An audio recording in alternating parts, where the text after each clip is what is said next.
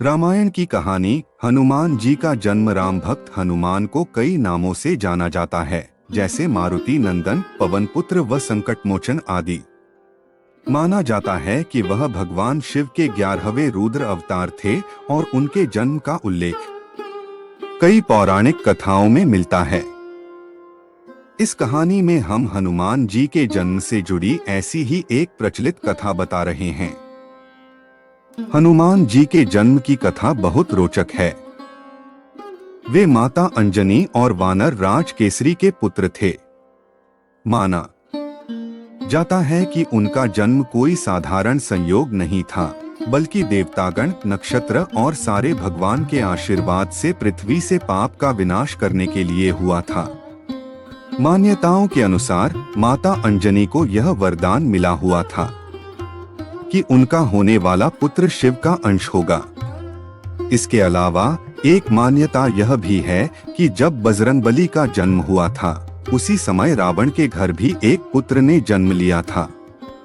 यह संयोग दुनिया में अच्छाई और बुराई का संतुलन बनाए रखने के लिए हुआ था।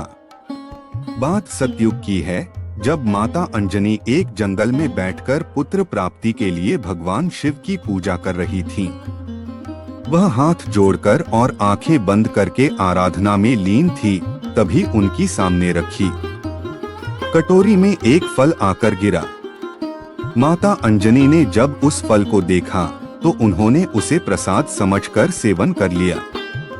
दरअसल जब माता अंजनी जंगल में पूजा कर रही थी, तब वहां से दूर अयोध्या में राजा दशरथ भी पुत्र प्राप्ति के लिए शिवयज्ञ करवा रहे थे।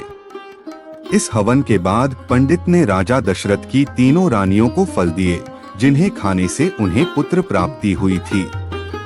इन्हीं फलों में से एक छोटा सा अंश एक पक्षी उठाकर ले गया, जिसे उसने बाद में माता अंजनी के सामने रख दिया।